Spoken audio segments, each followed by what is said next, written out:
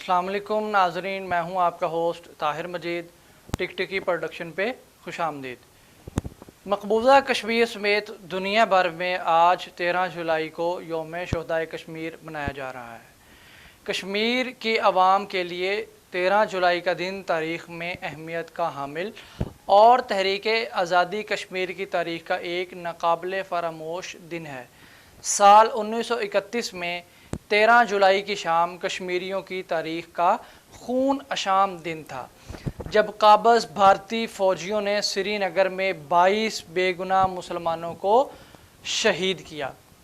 99 साल पहले बहाया गया कश्मीरियों का नाहक खून आज भी तरोताज़ा है।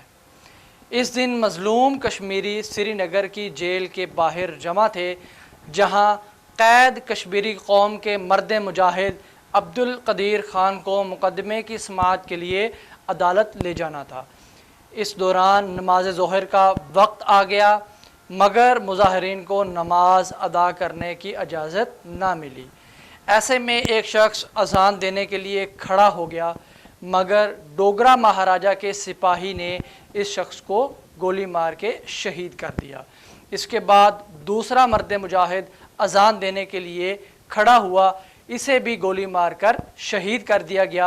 फिर तीसरा, फिर चौथा, और करते करते 22 बेगुनाह मुसलमानों को महाराजा के सिपाहियों ने शहीद कर दिया और बेशुमार मुसलमानों को गिरफ्तार कर लिया गया। इस सफ़ाकाना वाक़े ने कश्मीरियों के दिलों में हुर्रियत पसंदी के जज्बे को जन्म दे दिया।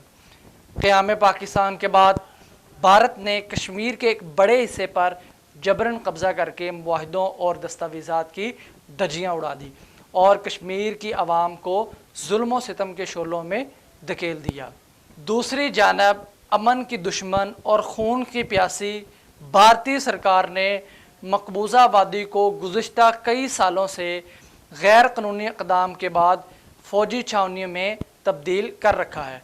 काबज़ अफवाज कश्मीरियों को महकूम रखने और उनकी आवाज़ को दबाने की हर मुमकिन कोशिश कर रही है, लेकिन ये गुज़रते दिन के साथ ये आवाज़ पहले से कहीं ज़्यादा बुलंदतर होती जाती है। हाल ही में भारतीय हुकूमत के मज़लूमाना इक़दाम, जो कि 9 अगस्त 2019 को 370 आर्टिकल के अंदर तब्दीली करके कश्मीरियों से उनका हक़ खुदरादियत छीन लिया गया और कश्मीरी अवाम आज भी सरापाए एहतजाज हैं। हम पाकिस्तानी अवाम कश्मीरी अवाम के शाना बिशाना खड़े हैं और अक़वाम मुत्तहिदा जैसे बड़े इदारों से ये मुतालबा करते हैं कि कश्मीरियों को उनका हक़ वापस दिलाया जाए।